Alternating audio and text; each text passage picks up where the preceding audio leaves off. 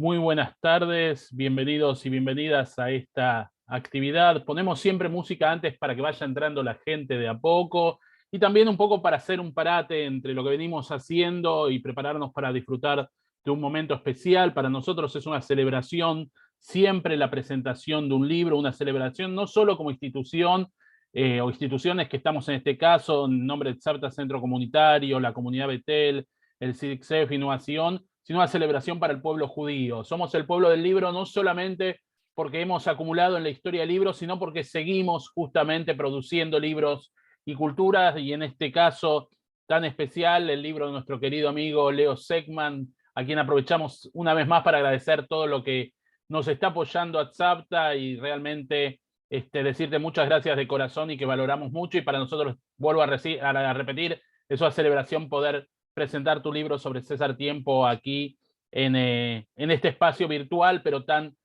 cálido y tan cercano. Agradecer a Ricardo Feierstein y a Laura Lestrin, la posibilidad de estar acá. Hablamos antes un poquito que hay sobre representación de entrerrianos en este Zoom entre los oradores, para que vean que somos pluralistas y federales también. Recuperamos la voz de nuestras queridas provincias, tan simbólicas también, y no es casualidad para el judaísmo argentino la importancia que tienen. Voy a pasar la palabra a Gustavo Efron, director del periódico, para aquellos que quieran adquirir el libro, porque siempre nos preguntan. Se puede conseguir por Amazon en el exterior, aquellos que están fuera de la Argentina, y por Mercado Libre se consigue también aquí el libro en forma impresa. Así que espero que les interese la actividad, y por supuesto esto no es la presentación de todo el libro, sino es hablar acerca del libro, por lo cual sería bueno que puedan leerlo y disfrutarlo. Así que bueno, muchísimas gracias a todos por estar. Paso entonces la palabra a Gustavo. Gracias, Quique, gracias. Bueno, yo los voy a presentar, me resulta raro presentarlos porque, bueno, para mí son gente muy familiar, los tres, digamos. Bueno, con Laura nos conocemos de Concepción del Uruguay, de chicos. Mi comienzo en el periodismo estuvo Laura ahí, así que ahora después voy a hacer la presentación formal, pero bueno, con Ricardo. Bueno, trabajamos todo el tiempo juntos, es un colaborador permanente del diario, está siempre al pie del cañón con todo. Y Leonardo también, ni hablar. De hecho, acabamos de sacar la última nota sobre el gobierno, el nuevo gobierno, que la hizo Leo, y que de hecho la había hecho antes de que cambie el gobierno, y pobre, le tuvimos que pedir que la actualice porque en el medio, bueno, cambió. Entonces, como un soldado, Leo lo hizo. Así que, bueno, son tres amigos. eh, Laura, para hacer las presentaciones formales, Strin, bueno, trabaja en letras, en la UBA, en teoría literaria desde el año 92 y en literaturas eslavas desde el 2003. Participa en el Instituto de Arte del Espectáculo de la UBA en el área de judeidad, y escribió libros, por ejemplo, César Aira, El realismo y sus extremos, en el año 99, Literatura rusa en 2012, y El viaje del provinciano 2018, y Memoria irreversible 2019. Así que la verdad que es un placer tenerte acá, Laura. Muy, muy contentos estamos. Ricardo, bueno, es un escritor y periodista de años, digamos, un decano, digamos, del periodismo y de la literatura judeo-argentina, ¿no? Publicó más de 26 libros. Bueno, Historia de los judíos argentinos es tal vez uno de los más conocidos. También El caramelo descompuesto, ¿no? Un gran libro que en su momento tuvo un impacto fuertísimo. Bueno, fue galardonado por muchos premios de reconocimiento, no podríamos decir todos aquí, y fue director de la editorial Milá de AMIA, y bueno, y como ya dije antes, es un colaborador permanente del diario Nueva Acción, y bueno, ya desde los 60 fue gran protagonista en el periódico. Y Leo Segman, que también, digamos, ha sido un gran protagonista del periódico siempre. Es doctor en Historia de la UBA, investigador asociado del Instituto Harry Truman para el avance de la paz de la Universidad Hebrea de Jerusalén. Y bueno, escribió muchísimos libros de muchos temas vinculados a la cultura, al nazismo en Argentina, al fascismo y otros tantos más que no podría mencionar aquí. Así que bueno, muchas gracias y bienvenidos a los tres. Quique, te doy la palabra. Bueno, empezamos directamente, ¿no? Sin más preámbulos, si les parece, empezamos por Laura. Así de frente, March. No, Así es, entrerrianos valientes, como Urquiza. Sí, súper valientes, pero más bien como dijo, creo que el padre de Borges le dijo a Escazú, y como dos buenos entrerrianos nos encontramos acá en Buenos Aires. Sí, estar acá, digamos, haber estado 30 años escribiendo, trabajando, y ahora volver a encontrar a Gustavo y que Gustavo coordine con Enrique esto es una especie de gracia, muy raro, muy raro, muy cercano, y bueno. Que a mí Leo me dijo que íbamos a charlar. Eso es algo bastante difícil, porque charlar es muy fácil y escribir es más fácil para los escritores, pero uno podría empezar a pensar el gigante libro de Leonardo sobre el gigante César Tiempo, tratando de decir qué se puede hacer con un autor, dónde se puede situar a un autor, y el título ya del libro, que es hermosísimo, yo siempre digo que los subtítulos son denotativos y los títulos son connotativos, así que el subtítulo de este libro es Los arrabales de un judío errante. Y me parece que esa es la situación y la posición en la que Leonardo va trabajando y va poniendo a César Tiempo.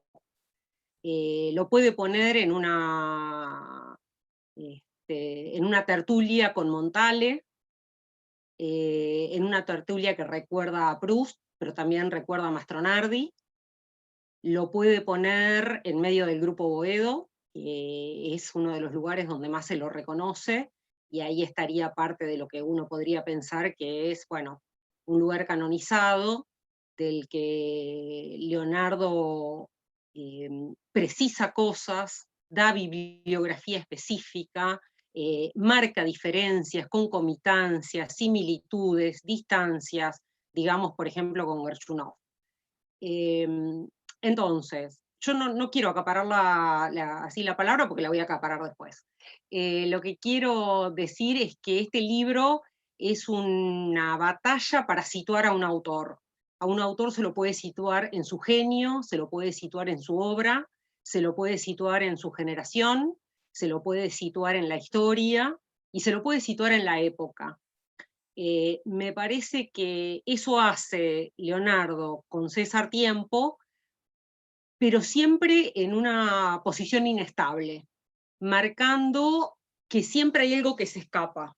Más allá de los ejes que él plantea, que pueden permitir lecturas para ubicarlo, digamos, el peronismo y el antisemitismo, digamos, todo lo que rodeó a la historia del siglo XX, ¿no? Sobre todo, bueno, la Segunda Guerra, esa afiliación que tan claramente Leonardo marca como que César Tiempo no se quiso desguetizar, ¿no? Y a mí me parece fundamental porque yo estoy trabajando ahora lo judío como una insistencia, entonces me parece que no quererse desguetizar es un elemento bastante contundente, ¿no? Pero pasemos a charlar, le doy la palabra a Ricardo, que Ricardo nos diga otras cosas y seguimos.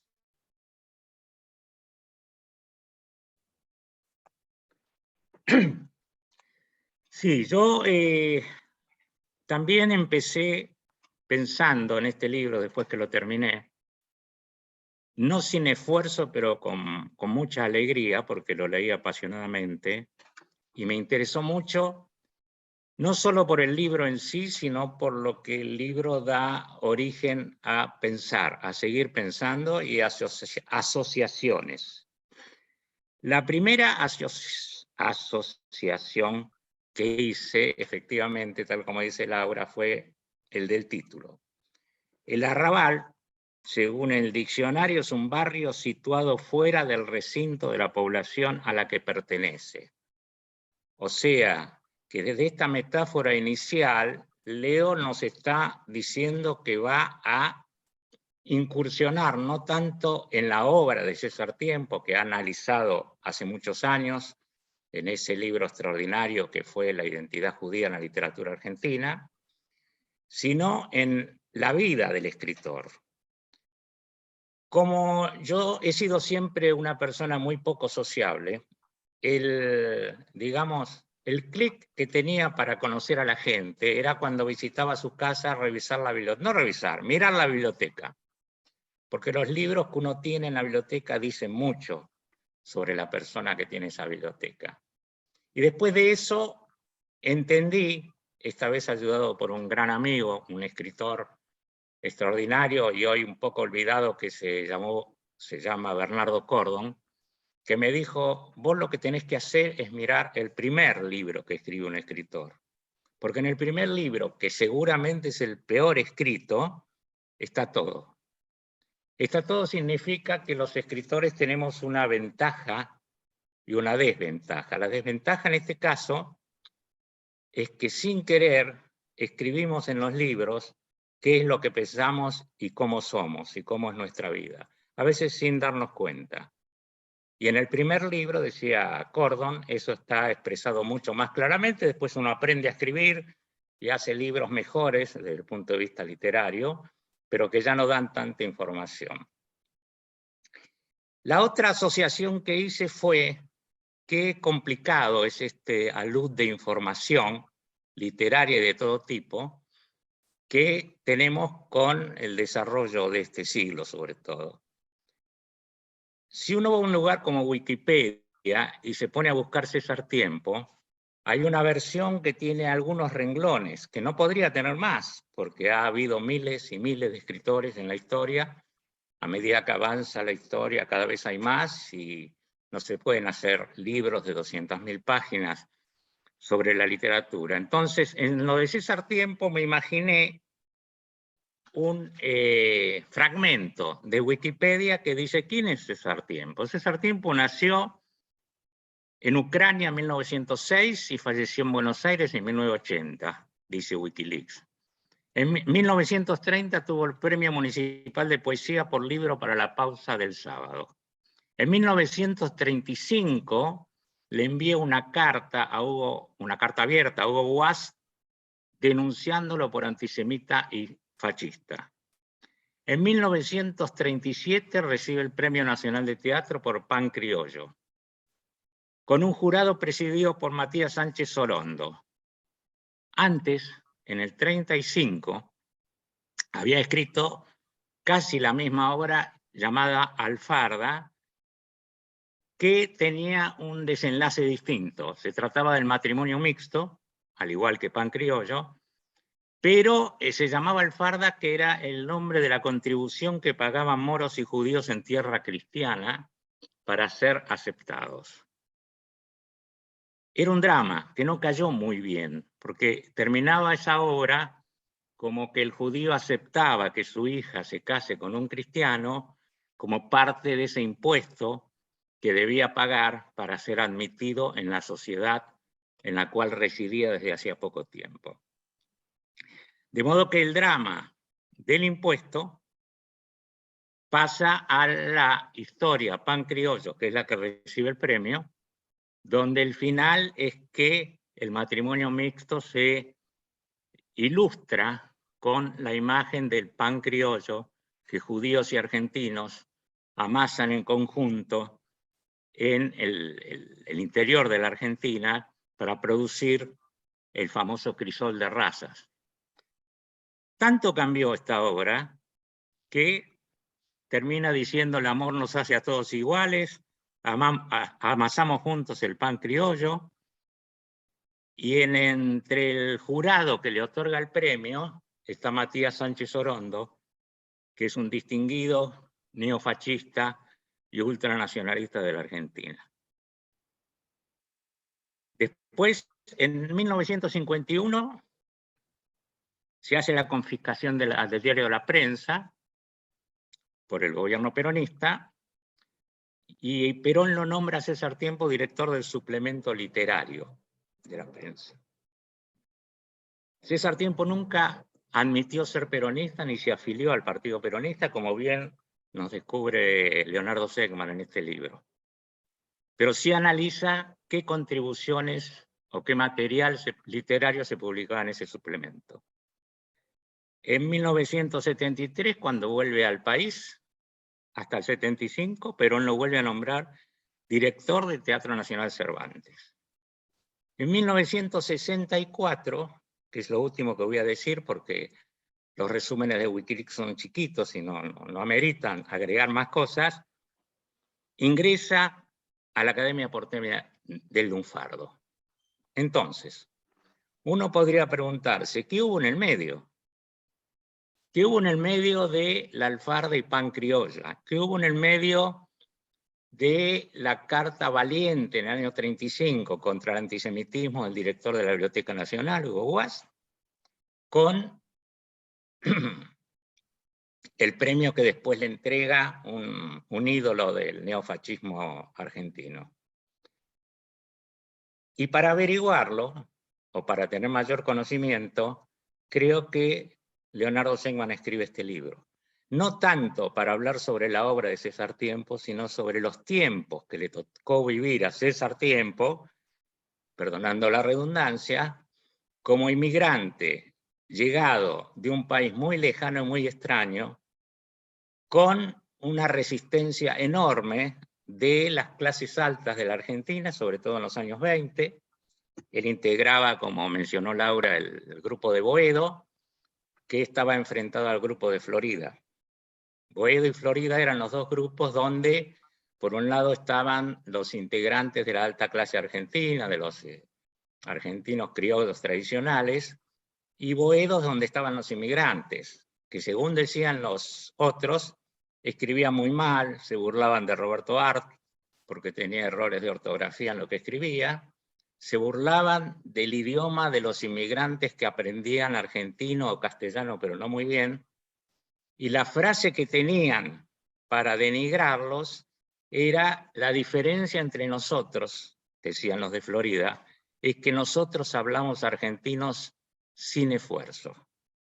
Ustedes tienen que esforzarse para tratar de escribir en un idioma que no conocen. Sobre esto hay una serie de antecedentes que después podemos conversar un poco, que vienen de la época del iluminismo alemán todavía. Pero lo interesante es, y con esto no termino, sino que le doy paso a Leo o a Laura otra vez, lo interesante es saber qué pasó en la vida y en el tiempo que le tocó vivir a César Tiempo, a Israel Zeitlin, su verdadero nombre. Lo de verdadero es una especulación. Finalmente el nombre verdadero es el que uno elige, ¿no? ¿Y qué pasó como intelectual judío y argentino entre los años 1920, 1930 y 40 para convertirse en un personaje con una identidad judío-argentina que es un arquetipo, en mi opinión, en el mismo grupo de Alberto Berchunov, que fue digamos, el primero que se aventuró en el tema idiomático, y que Carlos Grunberg compartió también. Como que hacen un grupo en los años 20, ellos tres, que tienen una cierta manera, que no es la actual, la de quienes tenemos 2 o 3 generaciones de argentinos atrás, una cierta manera de integrarse a la cultura sin ser discriminados. Los dejo aquí. Leo, ¿querés tomar la posta? Y después, por supuesto, Laura y Ricardo se suman cuando quieren. Desmutíate, Leo. Leo, estás muteado. Ahí. Tomo Ahí. la posta, dije, para empezar a agradecer agradecer a quienes nos convocaron hoy, en primer lugar a Enrique y Gustavo y Chafta, esa institución que está creciendo y que está haciendo una especie de tertulia literaria y cultural que hacía falta hace muchos años en esta comunidad. Pero también quiero agradecer a mis amigos y colegas, empezando por el amigo casi hermano que es Tito, con quien nos hemos conocido desde hace muchísimos años, y que él forma parte de esta cohorte de escritores que somos hijos y nietos, y vamos a decir así, tenemos una filiación tanto con Gertrudis, pero también con César Tiempo, y con Eichelbaum, y con Liacho, y con tanta gente que forma parte de esta, ahora casi desconocida para muchos, ¿no es cierto?, campo cultural o campo intelectual judío argentino. Y con Laura quiero agradecerle, porque Laura viene desde una formación teórica y académica que hace muchísima falta en nuestro campo intelectual. Nosotros hemos tenido la suerte de conformar durante muchos años, y Tito es uno de estos compañeros Javerim, como decimos, que ayudó a armar este campo, pero hacía falta de teóricos y de gente que tenga capacidad también analítica en literatura, ¿no es cierto? No hablamos solamente de escritores judíos, hablamos de literatura. Y en ese sentido yo quiero agradecerte, Laura, de que hayas venido nuevamente a esta reunión, a esta reunión. Y debo decirte, además, que a mí me interesaba mucho que tú estuvieses, no solamente para dialogar de los temas que aquí están saliendo, sino porque tú eres una especialista en literatura rusa. Y si hay un tema que a mí me está faltando en el libro que yo escribí, es qué le pasaba a César Tiempo con la cultura y la literatura rusa. Que en forma, de una manera muy, yo diría, así esporádica lo he tocado. Pero ahora que hay una guerra, en los mismos lugares donde el César Tiempo nació, ¿no es cierto? Yo me imaginaba lo que podría haber dicho César Tiempo en este momento de la ciudad natal de Israel Tzeitli. Israel Tzeitli no nació en cualquier ciudad. Yo tomé la nota para no olvidarme, porque estoy un poco olvidado, y recuerdo muy bien que él escribió ese poema, casi yo diría, emblemático. Yo nací en Dniepropetrovsk, no me importan los desaires con que me trata la suerte, argentino hasta la muerte. Yo nací en Dniepropetrovsk. Pero Dniepropetrovsk fue ahora bombardeada hace muy pocos días. Entonces yo quería saber si realmente, en caso de que él hubiera vivido ahora, hubiera sido el mismo poeta que escribió "No me importan los desaires con que me trata la suerte". Yo creo que le hubiera importado mucho lo que está pasando en Rusia, pero que lo que está pasando con su tradición cultural, con una tradición que viene no solamente de la cultura del grupo Boedo, que era un grupo que amaba la literatura rusa, y Claridad, y los pensadores, era la editorial donde trabajó César Tiempo, ¿no es cierto?, y que tradujo mal o bien, pero tradujo una cantidad enorme de literatura rusa. Y en ese sentido a mí me gusta que charlemos, por ejemplo, con vos, que conocés literatura rusa, Laura, este tema de por qué el lugar que nos imaginamos o que creemos que estuvo un lugar en la Rusia, la literatura rusa, en la cultura de César Tiempo, ¿no? Y yo escribí aquí algo que me pareció interesante, por lo menos comentarlo, que de todos los escritores del grupo de izquierda Boedo, admiradores de la literatura realista rusa, traducida por la editorial Claridad que dije antes, y los pensadores. Él, César Tiempo, coincidirás conmigo, era una excepción porque él fue el único casi de ellos que se abstuvo de adoptar como otros amigos y camaradas suyos la estética del realismo. La estética del realismo en el sentido más, vamos a decir así, ramplón, en el sentido de copia de la realidad, ¿no?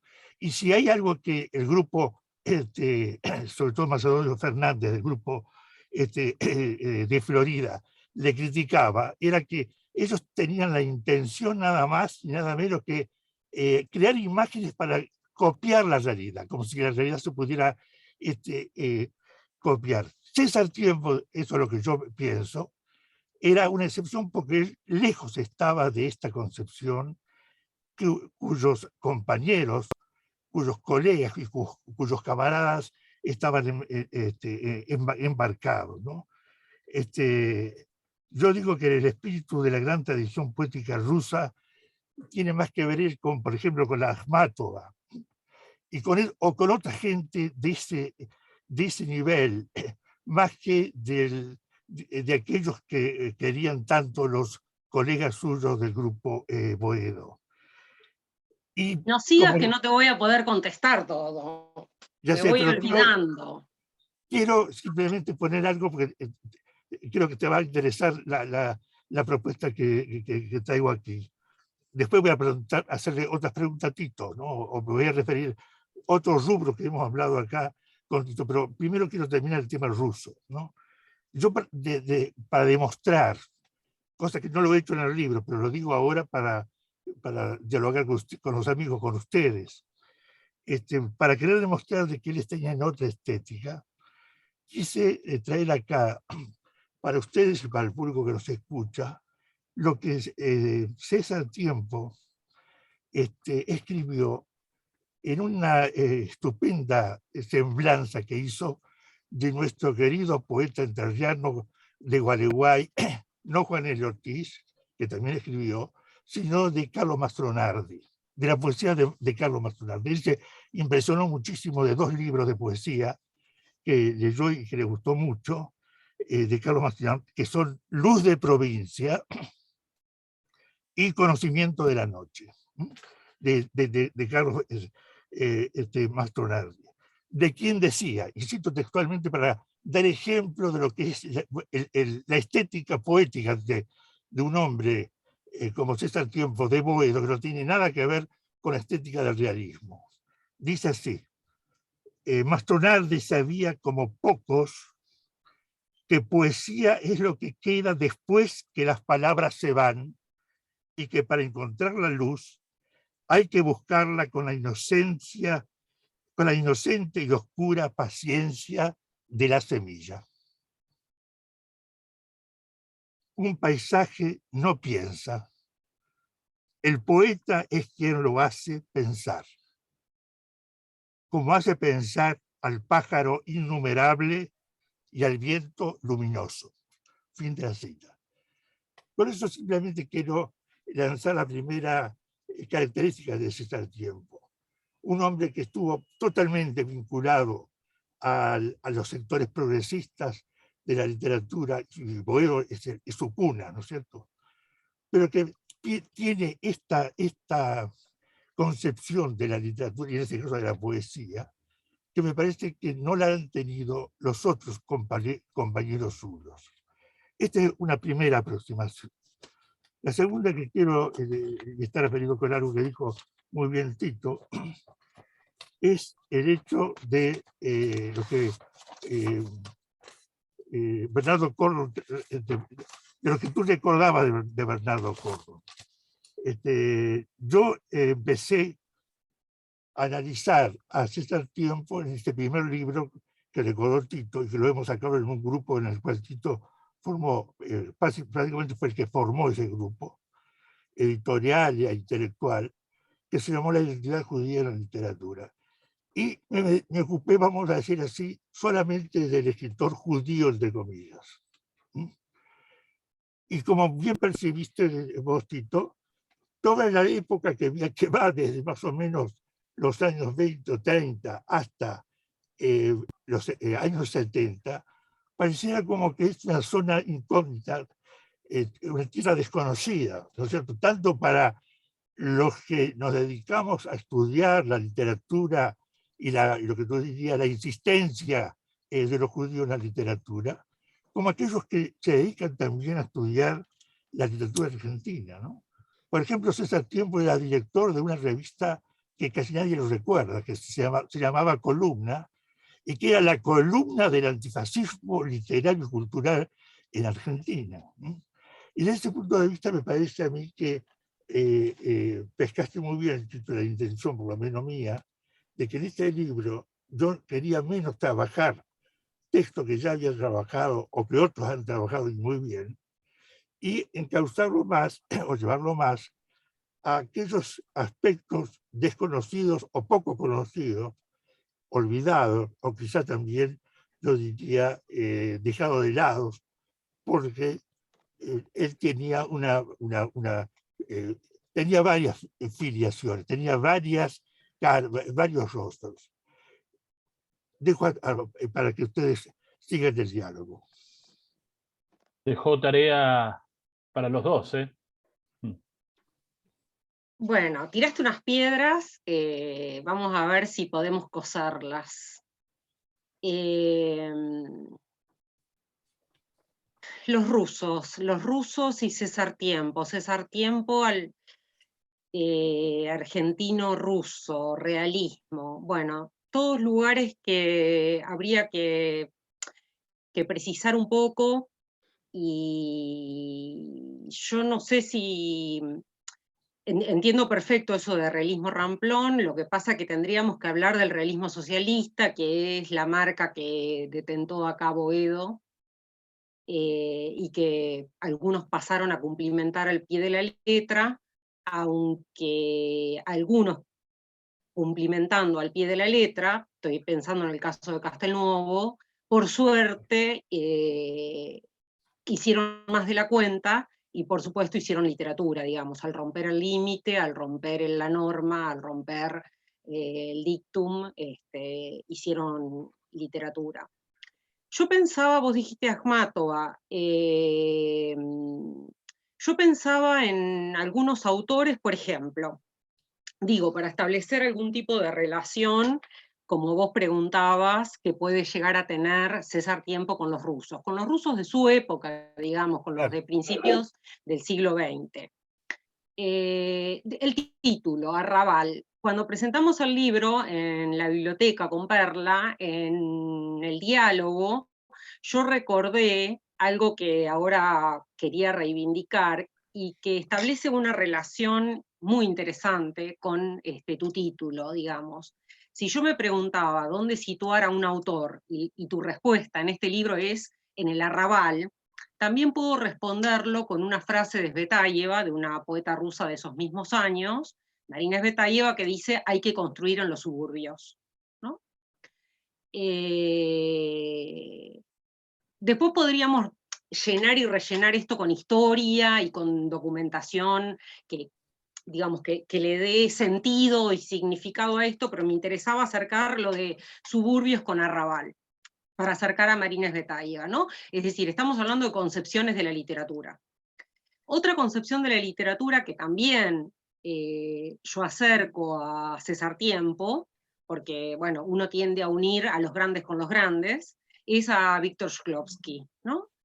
Y que responde perfectamente a eso que vos decís, de que César Tiempo, pese a que uno lo puede meter en diferentes definiciones y en diferentes lugares institucionales, desde sus funciones públicas al, entre comillas, rol cultural, que vos en el libro todo el tiempo estás marcando y desmarcando, en un momento vos contás que en la tertulia con Montale, en la tertulia florentina con Montale, César Tiempo le habla de Mastronardi, y vos citabas ahí unos poemas geniales, lo mejor que tiene la literatura argentina, Luz de Provincia, etc., ¿no?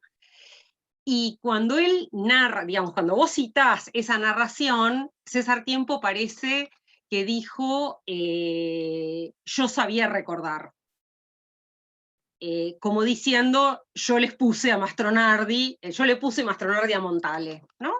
Y ahí me acordé de una afirmación aforística, totalmente fuerte, de Shklovsky, que cuando en un momento, en uno de los tantos momentos que la checa, la policía soviética, lo agarra para, bueno, para ver cómo matarlo, Shklovsky reflexiona y dice, los embauqué, soy un narrador profesional. Yo sé, soy un narrador profesional. Digamos, hay algo del ponerse de un autor que me parece que es lo que lo saca a César Tiempo, a Víctor Shklovsky y a todos los autores, de lo institucional. Entonces, una de las respuestas podría ser que yo relaciono a César Tiempo en el mismo sentido que vos planteás, porque hace literatura de todos los lugares del statu quo.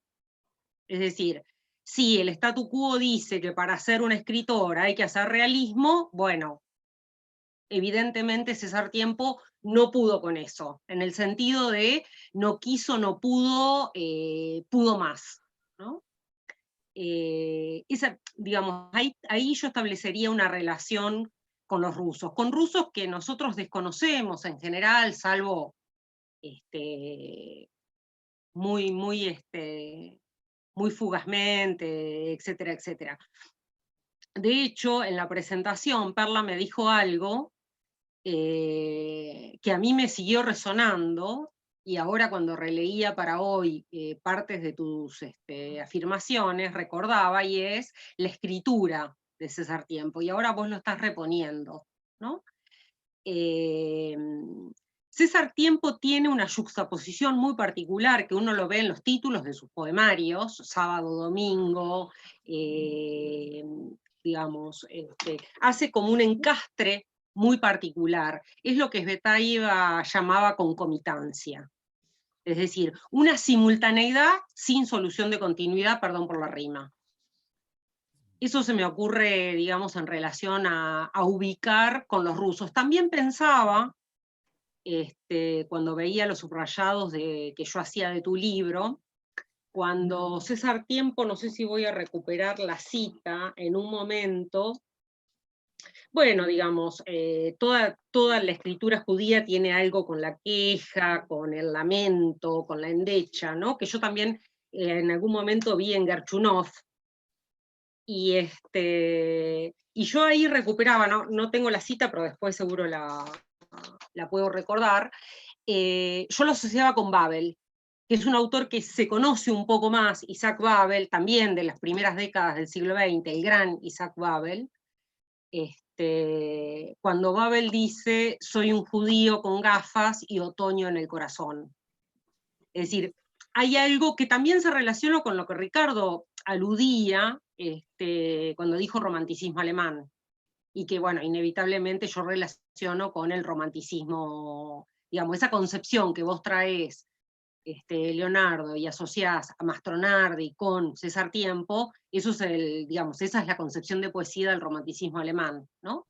Que es una concepción crítica en el sentido de que hace crisis en sí misma y sin solución de continuidad. Es decir, es algo que quema, que no lo podemos ajustar a ningún género, a ningún molde, a ningún lugar. Por eso, en una vertiente más sociológica, uno podría decir que tu libro también se hace cargo de lo que Dovlatov, otro escritor, pero ya más de los años 70, ruso, llamó los compromisos de los escritores, que yo traduciría también por agachadas, ¿no? Cuando César Tiempo dice una cosa genial que vos tomás, que es, yo no soy un ser contra reembolso. Lo que Ricardo Celarrayán, otro gran entrerriano, llamaba beca va, vaca vuelve, ¿no? Esos escritores que no seguían por el tráfico, el negocio, digamos, de lo que conviene decir, de lo que conviene ocultar, etcétera, etcétera. Pero no como voluntad, ¿no? Porque también estamos pensando, no quisiera que quede la idea de que César Tiempo no quiso hacer determinadas cosas. César Tiempo hizo lo que hace un escritor, que es escribir, y nosotros estamos leyendo lo que escribió. Y en eso que escribió estamos viendo una desafiliación constante. Es decir, un desmarque constante. Cuando él dice, publico todas porquerías, en otra de las cartas lamentosas que vos citás,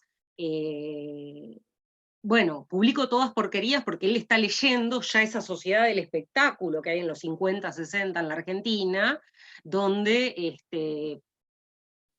era Fangio y Canaro, llevaban todo el reconocimiento frente a la literatura, ¿no? Bueno, me quedan millones de cosas que no recuerdo ahora, pero estaría buenísimo seguir con la otra piedra que le tiraste a Ricardo.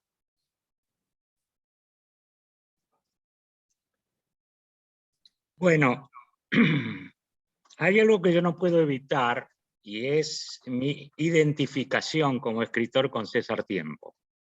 Como creo ya mencioné, a mi generación, o por lo menos a quienes tienen antecedentes suficientes como para conocer muy bien el idioma, este tema de que a alguien se lo critique porque no habla bien el castellano, me resulta lejano. Y tengo que hacer un esfuerzo para ubicarme en los años 20, en los años 30, en un inmigrante ucraniano que lleva a la Argentina y es criticado precisamente por esa historia. Le decía lo de la ilustración alemana de Moses Mendelssohn, que en 1743 ingresa en Berlín con su sueño simbólico en acceder a la cultura europea, a la ilustración, y quiere hacerlo sin perder su peculiaridad judía. Él no sabía que en las minorías políglotas siempre se les reprochó ser infieles al idioma hegemónico. La cita la tengo escrita porque tiene muchos datos. En 1512 Lutero equipara el idioma de los ladrones con el de los judíos. Esta acusación resurge 5 siglos después con los nazis. En 1933, precisamente los mismos años donde esto ocurría en Argentina, la quinta tesis nacional socialista contra el espíritu no alemán señala: el judío, quien solo puede pensar judaicamente cuando escribe en alemán, miente. La séptima tesis decía: queremos entender al judío como extranjero y considerar seriamente la cuestión de la nacionalidad. Por eso exigimos a la censura, escuchen, las obras judías se deben publicar solamente en hebreo. Si se publican en alemán, es necesario marcarlas como traducciones. Ver obras del teatro alemán representadas por actores judíos que hablaban el idioma sin acento, desde el escenario era insólito para el público de esa época y aumentaba su miedo paranoico, porque ya no podían distinguir a los judíos mezclados dentro de la población mayoritaria. Gerchunov inicia el movimiento que después seguirá César Tiempo y otros autores, Eichelbaum y Carlos Grunberg, por ejemplo, que consiste en un esfuerzo monumental, que es aprender el idioma del lugar donde están hasta conocerlo mejor que los propios habitantes originales del lugar. Tanto es así que llegan a la conclusión que el idioma español en versión argentina, que según la Real Academia tiene algo así como 50.000 palabras, solo 5.000 palabras son usadas mayormente en términos literarios. En el caso de los jóvenes, acercándonos a nuestra época, creo que se arreglan con 500 palabras, no mucho más. Entonces, esta diferencia lo lleva a Gerchunov a estudiar de los orígenes sefaradíes en España, del idioma español, y a Tiempo utilizar algo que es maravilloso una vez que alguien aprende a leerlo, que es la profusión de palabras casi desconocidas en el hablar cotidiano, con lo cual es necesario tener un diccionario a mano para leer parte de sus poesías, pero una vez que uno se acostumbra, es maravilloso, porque esas palabras casi desconocidas otorgan a su poesía valores, imágenes, metáforas que no son fácilmente adaptables a un idioma corriente, un idioma común. Esto hace que el esfuerzo de toda su vida de César Tiempo estuvo centrado en ser un escritor judío y argentino. Creo que toda su obra es un intento de ruptura con los límites espirituales del gueto material donde él se crió, que lo lleva a la confluencia del yiddish con el lunfardo. El trabajo de Leo Sekman es realmente monumental. Nadie se asuste si digo que tiene 375 páginas y 618 notas al pie.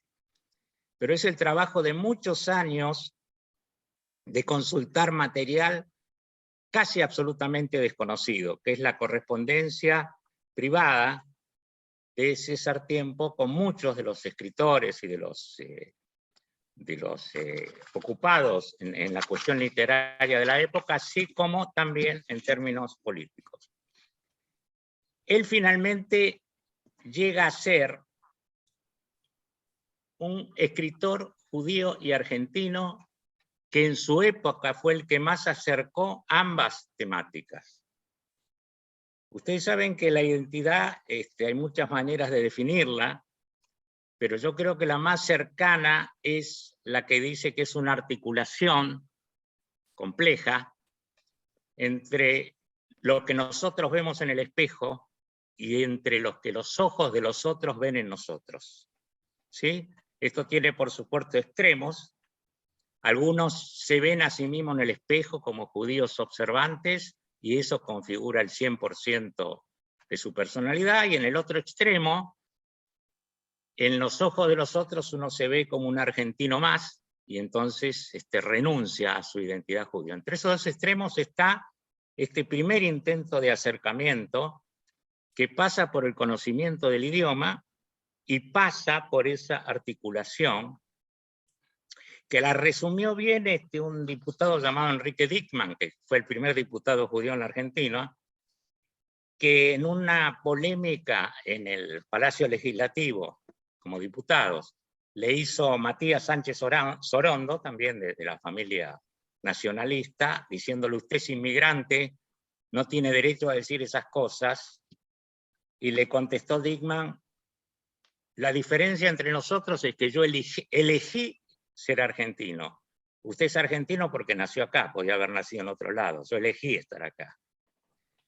Y con eso, de alguna manera, por supuesto no convenció a Sánchez Sorondo, pero trata de llegar a esta identidad múltiple, pero que al mismo tiempo estaba desdoblada. Sus primeros capítulos o sus primeros libros, como dijimos, tienen básicamente que ver con temática judía, con Sabatión argentino, con Libro para la pausa el sábado, y gradualmente, en especial en uno que se llama Sábado Domingo, que es una hermosa reunión de los dos días feriados, de los dos días clásicos de ambas religiones, trata de juntar ambas versiones. Después de eso vendrán maneras más complejas de ser judíos en Argentina, pero esto ya corresponde a etapas posteriores. En definitiva, de lo que se trata es de entender, y este libro definitivo, diría yo, sobre el tema de Leonardo Sekman nos permite entender que eso que parecía en la versión de Wikileaks una contradicción en sus términos, en realidad tienen que ver con los intentos estos de cruzar las veredas de ambas identidades, tratar de compartir ambas, y en definitiva ser, como decía Dickmann, alguien que eligió vivir en Argentina y que tiene una identidad judía argentina por igual y que no es un ciudadano de segunda. Yo creo que César Tiempo, sobre todo hacia el final de su vida, consiguió esa descripción para él mismo.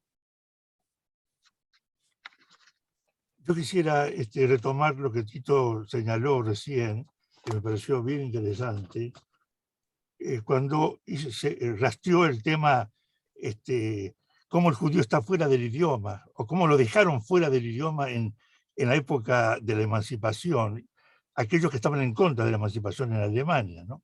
En el fondo, cuando decían que el judío habla mal o miente en alemán, esta es una de las clásicas acusaciones contra los judíos, porque no solamente al judío lo querían excluir de la nación, lo querían excluir del idioma nacional.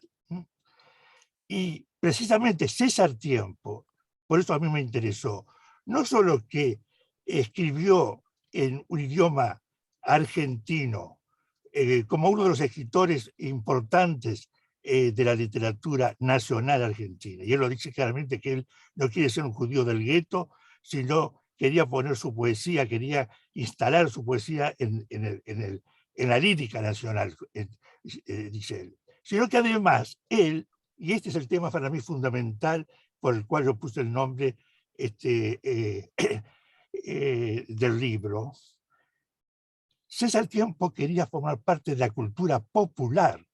Él era un tanguero y él era un hombre que llegó a ser vicepresidente de la Academia Porteña del Lunfardo, al mismo tiempo que escribía las cosas más exquisitas en literatura, en poesía y también en prosa. El hecho de que participa un hombre como él en la cultura nacional sin renunciar para nada a su tradición cultural judía, me pareció a mí que este tema es un tema que se diferencia, por ejemplo, de Gertrudov. Gertrudov no se puede decir que él, al contrario, él tenía una reacción contra cierta literatura populista. César Tiempo no escribía como un populista, pero le interesaba mucho la poesía popular, le interesaba mucho el lunfardo, le interesaba mucho contactarse con su hermano sideral, como lo llamaba nada menos que a Julián Centella, que él viene también de Italia, y se transforma en un poeta popular que logra ser reconocido como el poeta popular, ¿no es cierto?, de los barrios porteños. Y si yo hablo de los arrabales, este es el tema con el cual quiero digamos, cerrar mi participación, por lo menos en esta primera parte. Si yo hablo de los arrabales, es porque él está, César Tiempo, al mismo tiempo en los arrabales de los barrios porteños más canyengues, y ahora voy a citar algo que él mismo escribió, pero al mismo tiempo es el que tiene un vocabulario, un léxico y un nivel sintáctico de vanguardia, de la vanguardia más vanguardista, que no lo tenían los otros escritores de Boedo, pero tampoco lo tenían los otros escritores, o casi todos los escritores, no todos, pero casi todos de Florida. Yo seleccioné acá, o traje para recordar, algo que lo puse en el libro, pero no lo acentué demasiado, ¿no es cierto? César Tiempo dice, dado que él tempranamente se va a vivir con su abuela, y que es la hermana, que es la tía, que es la madre, perdón, de los hermanos Porter, dueño de la famosa imprenta Porter. Entonces, él aprende mientras está viviendo y trabajando, cuando era muy joven, tanto en la imprenta como en la librería que estaba al lado, y al lado estaba también un negocio de lotería, de venta de lotería, que formaba parte de ese conjunto, allá en calle Entre Ríos, ¿no es cierto?, en Entre Ríos y Garay. Era una zona muy popular. Entonces él dice, yo antes de ser poeta y antes de ser dramaturgo, yo me sentía ser un tipo que tiene que ver con... yo era un linotipista. Yo era, sobre todo, dice, me gustaba mucho, soy un hombre de imprenta, que sabe cómo se termina un libro y cómo se arma el libro con las manos. Entonces, él dice que en esa imprenta él sentía ese olor que sale del linotipo, de la Minerva a pedal, de las gubias, de las tintas y el plomo, de prensas y de todo lo que tiene que ver con una imprenta. Y ha sido con ese olor a imprenta, eso digo yo, donde él se atosigó de lecturas muy desordenadas, porque era muy joven, pero leía todo lo que estaba en la imprenta, que le descubrieron desde el principio un multilingüismo y un multiculturalismo. Él no sabía esa palabra, multiculturalismo y multilingüismo, pero era un multiculturalismo sin fronteras que él pudo mamar, que pudo respirar cuando estaba en la imprenta, mucho antes de que la leyera en la biblioteca, por ejemplo. Y desde ese punto de vista, él dice, y ahí sí lo cito textualmente, que en la casa en el taller de los tíos Porter se imprimían, dice, los libros nada menos que el periódico, se imprimía nada menos que el periódico Martín Fierro.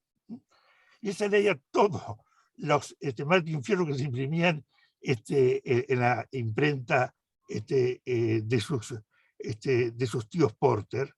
Pero además, dice, también conocí allí, en la imprenta y en la librería de los Porter, nada menos que a Leopoldo Lugones, y a Arturo Capdevila, y a Luis Franco, y a Rega Molinos. Y asimismo, en esa, dice, imprenta y librería, hablé con el mexicano Alfonso Reyes, y también con el colombiano Sanín Cano. Pero simultáneamente, y acá viene eso que quiero señalar de la cultura popular, simultáneamente, en el almacén y despacho de bebidas contiguo a la imprenta en la esquina de Entre Ríos y Garay, César Tiempo conoció, cito, a la flor innata de los payadores de este tiempo, entre ellos a nadie más ni nada menos que José Bettinotti, el autor de Pobre mi madre querida.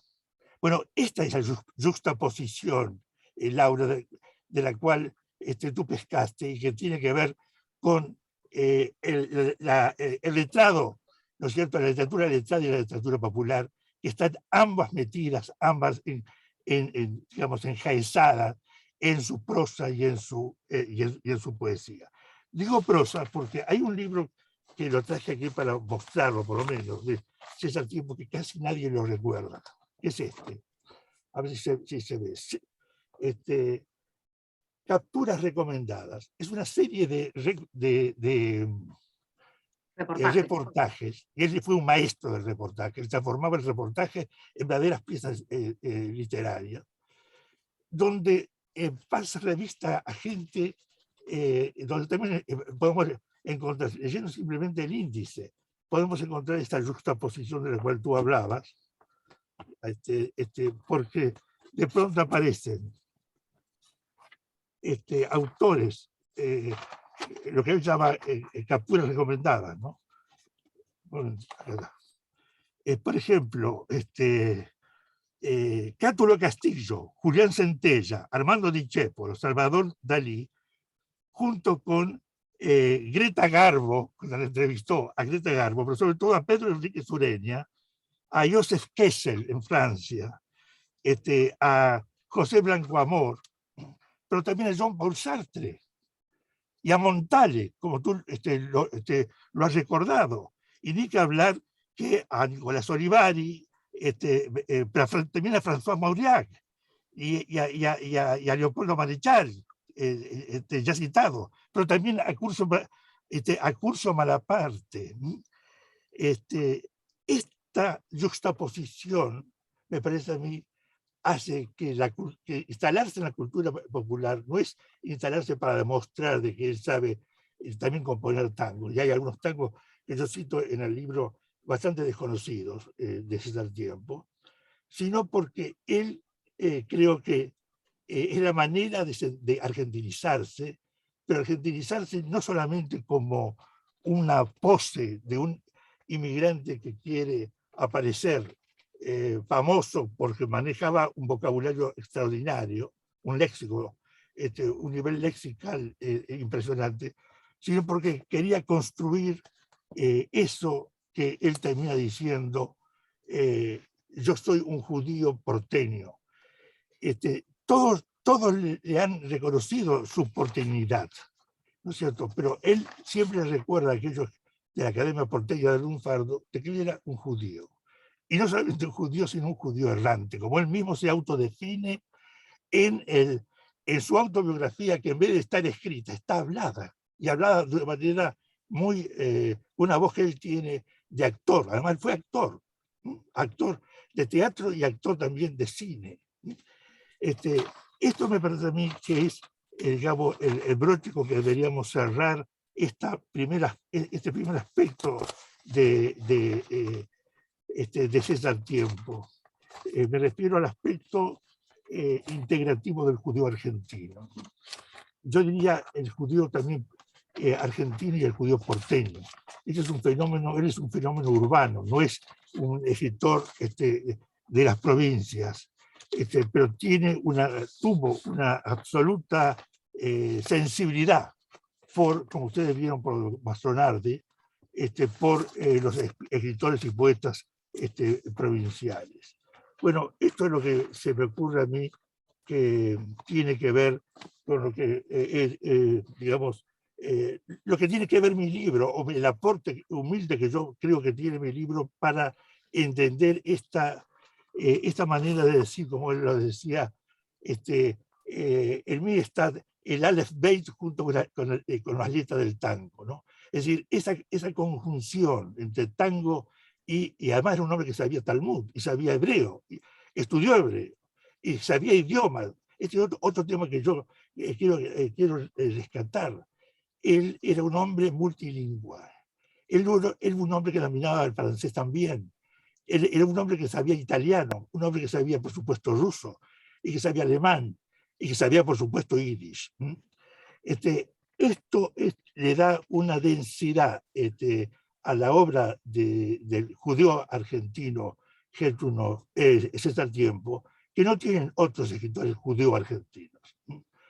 Y esto no es para desmerecer a otros escritores. Por ejemplo, un Berbisky. Berbisky no tiene, Bernardo Berbisky, no tiene esos legados culturales, porque Berbisky nació acá en Argentina. Este hombre viene con varias tradiciones, no una sola tradición, y no es un escritor de un solo idioma. Esto es lo que yo quería señalar. Yo agregaría, Leo, se me ocurrió otra asociación con lo que acabas de decir. En los años 60 le hicieron un reportaje, libro, a Edmundo Rivero, el cantor de tangos. Sí. Y entonces le preguntaron, para mencionar que tuvo una descendencia, digamos, esta personalidad de César Tiempo, muy importante para toda la comunidad judía. Le preguntaron a Rivero si él conocía a muchos judíos. Él dijo que sí. Le preguntaron si pensaba que eran judíos asimilados o si eran totalmente argentinos, o se sentían totalmente argentinos. Y entonces él contestó, he conocido a muchos jóvenes judíos. Casi ninguno de ellos hablaba el yiddish, pero todos sin excepción sabían lunfardo. Claro. Como que esto es la generación siguiente, ¿verdad? Exactamente. Pero aquellos que sabían lunfardo no siempre le gustaba, digamos, escondían a veces bastante, no a veces, sino frecuentemente la cosa judía. Entonces querían aparecer sobre todo como buenos bailarines de tango y saber muy bien la cosa lunfarda. César Tiempo en todo momento quería juntar, como él dice al final, acá encontré finalmente la cita exacta que yo quería recordarles, diciendo de profetas, de meturgamenes, que son los que traducen, y de cuénteni. Soy judío por todos los costados sensibles de mi ser y no pienso desertar de mi judaidad. Eso lo dijo después de aquella frase que corresponde citarla en su totalidad, que dice: yo llevo adentro, junto al Aleph Beis, los compases de un tango. Sí, este es el Santiago. Muchos que llevan los compases, muchos judíos, tanto cantantes como compositores, que llevan los compases del tango, no querían decir que también llevaban el Aleph Beis. Más aún, lo ocultaban o lo dejaban a un costado. Hay un capítulo de mi libro donde me refiero a eso, de los cantores judíos del tango, ¿no es cierto? Y artistas judíos, ¿no es cierto? Pero a mí me parece que esta es, vamos a decir así, digamos, el vacío que César Tiempo llena en la literatura judía argentina. Entonces, así lo llama hermano sideral a Juan Centella, ¿no? Que le recordaba, dice, Centella le recordaba a él, que no se ven ni se viven ciertas cosas si no se llevan adentro. Y él dice, yo llevo adentro, junto al Aleph Beis, los compases de un tango. Bueno, a mí me parece que esto es un cierre posible, yo diría un paréntesis posible en nuestro diálogo, en un diálogo que yo agradezco muchísimo a ustedes que hayan venido a... no es tanto presentar un libro mío, es presentar a César Tiempo, es recordarlo a César Tiempo, es rescatarlo a César Tiempo. Como yo creo que hay otros escritores también que están esperando que escribamos sobre ellos y que los rescatamos. Muchas gracias. Muchas gracias por acompañarme. Muchas gracias a los tres, realmente un placer escucharlos, ¿no? Sin lugar a dudas, para aquellos que están en Israel, el esfuerzo, ¿no?, de estar 6 horas más adelante, hay mucha gente conectada de Israel, lo que es un placer tenerlos acá. Creo que lo que estamos trazando son puentes justamente culturales y para nosotros es sumamente importante. Gustavo, si querés pasar a leer comentarios y preguntas si hay, así incluimos también la voz del pueblo. Bueno, gracias Quique, pueden hacer preguntas por el chat.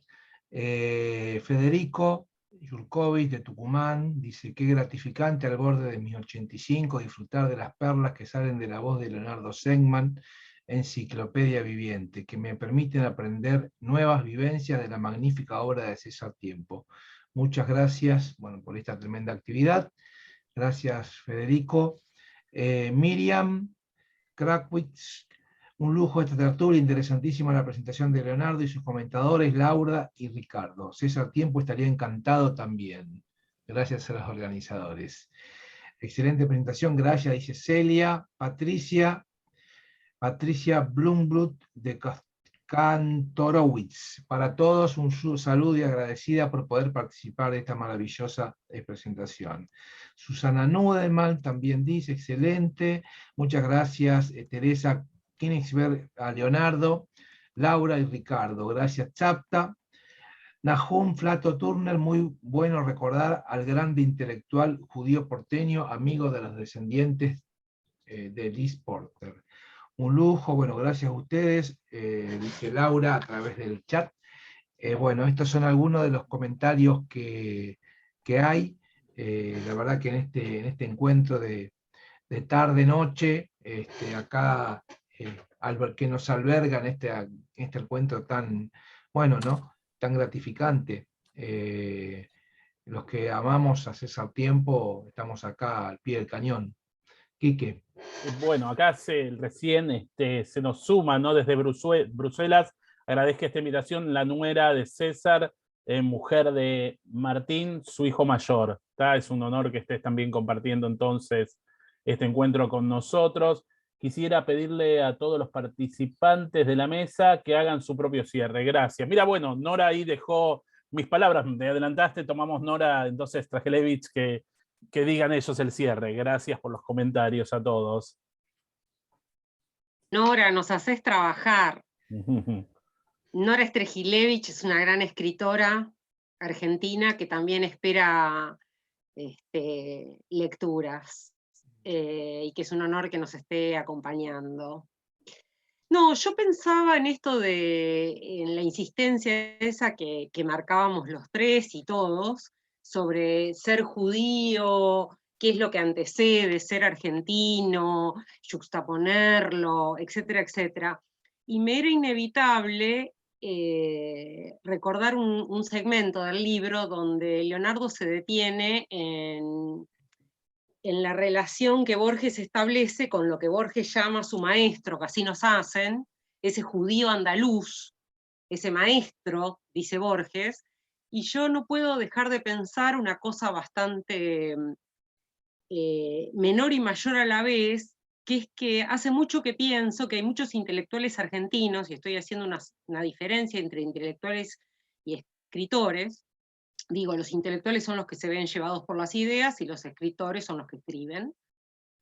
Y me parece que hay muchos intelectuales que quieren ser judíos, cosa, digamos, que se enfrenta a todo lo que estamos hablando del fascismo, etcétera, etcétera. Estoy pensando, por supuesto, en El judío del saber, ese libro tan lindo, con ese sintagma tan elocuente de Milner. Y Borges quiso ser judío, en el sentido de que cierta, comillas, cultura judía le permitía a él algunos procedimientos, algunas estrategias que todos conocemos. Incluso cuando Leonardo citaba el poema de Mastronardi, el comentario de César Tiempo, un adjetivo, que ahora no sé si es innombrable, unos típicos adjetivos de Borges, se colaban por ahí.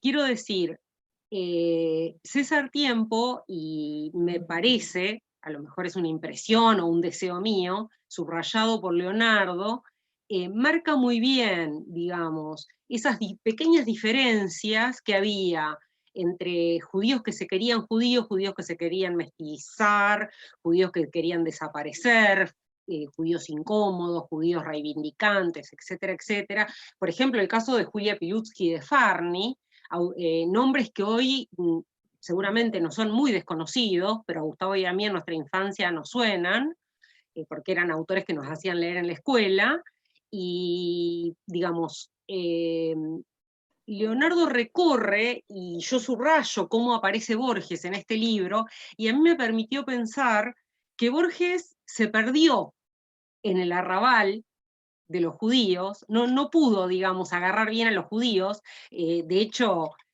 leyó poquito de Casinos Assens y lo llamaba su maestro, y Segman no se perdió en los arrabales del tiempo de César, de Israel Zeitlin, porque justamente no quiso uniformar, no quiso sostener una idea previa, y eso, digamos, me parece una de las cosas que abre el libro, por lo menos a mí me permite pensar, porque todavía creo que muchos de nosotros sentimos que cuando trabajamos estos temas, cuando leemos estos autores, una cierta incomodidad. Incomodidad del oyente, obviamente, no en este marco que estamos teniendo hoy, pero sí en marcos, pongámosles más civiles, donde decir que uno trabaja sobre judeidad genera una cosa que no, empiezan a pedir definiciones, empiezan a pedir cosas, que César Tiempo no tenía ninguna duda en amasar, maniobrar, circular, y traernos. Millón de gracias a los organizadores, a Enrique que me escribió, a Leonardo que propuso mi nombre, a mi compañero de terna, Ricardo Feierstein, y bueno, nuevamente a Gustavo, y espero que triunfemos los entrerrianos. No solamente los entrerrianos, ¿no? No solamente los entrerrianos. Al final, como al principio, los entrerrianos han impuesto, pero los judíos estamos acostumbrados en minoría, así que tenemos ejercicio en eso. No, lo que yo quería decir que me parece, lo primero es el agradecimiento, no solo a los que organizaron esta reunión, y a mi compañera Laura de exposición, sino a Leo sobre todo, porque nos hizo releer a César Tiempo, además de hacer un libro definitivo, como dije, y al propio César Tiempo.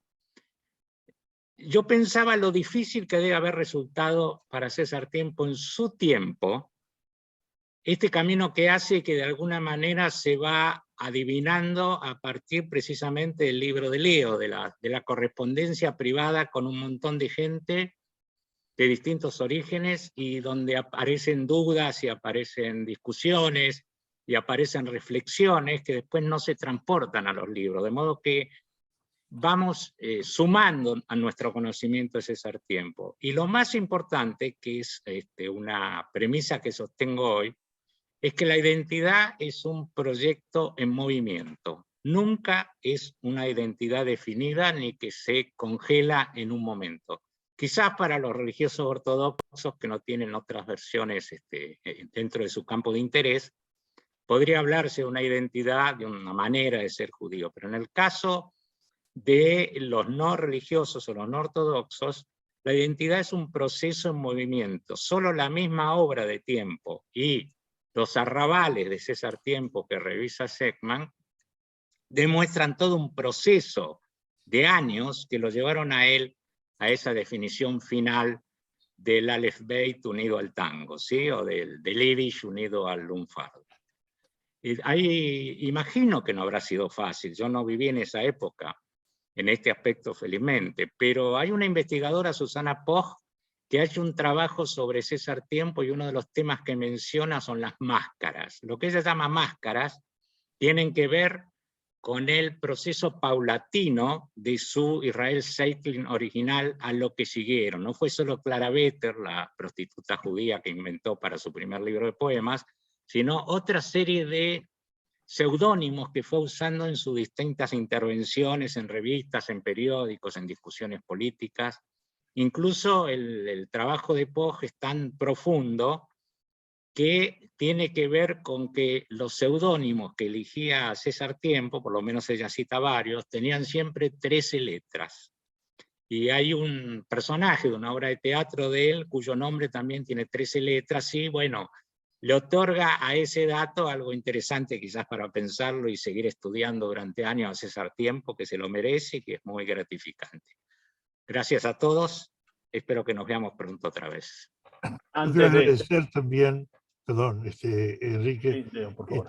Quiero agradecer a la editorial que sacó este libro, a la editorial Leviatán, a Gerardo Manfredi y Claudia Schwartz, y quiero agradecer también a los archiveros que me permitieron en la Biblioteca Nacional trabajar más de 3 o 4 años con el material que está en la Biblioteca Nacional, todo el material, el fondo César Tiempo, de los archivos particulares de la Biblioteca Nacional, que está muy bien conservado y muy bien, y de libre acceso, ¿no es cierto?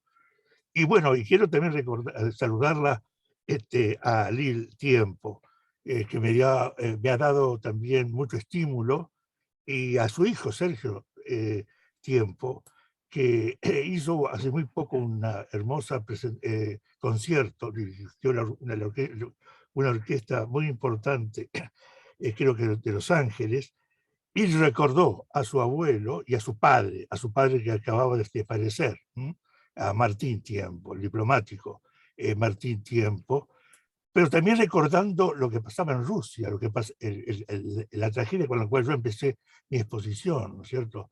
La exposición, la Ucrania natal de César Tiempo. Eso me parece muy importante recordarlo también ahora. Y por último, hay un aspecto, ya que se habló de Casino Ansens, César Tiempo fue quien editó, publicó y se encargaba de buscar editores, que no siempre se conseguían en Buenos Aires, de obras de César Tiempo, de Casino Ansens. Pero también quiero recordar a otro gran entrerriano, cuyo primer libro, me refiero a Juan L. Ortiz, César Tiempo le ayudó a publicar, y los poemas, y varios poemas que Juan L. Ortiz en la década de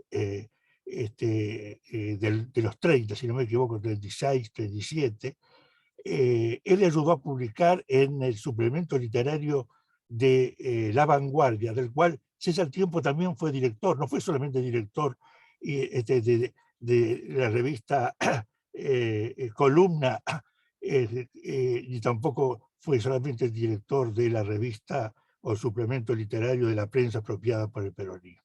Eso es lo que quiero recordar, la labor de César Tiempo como editor.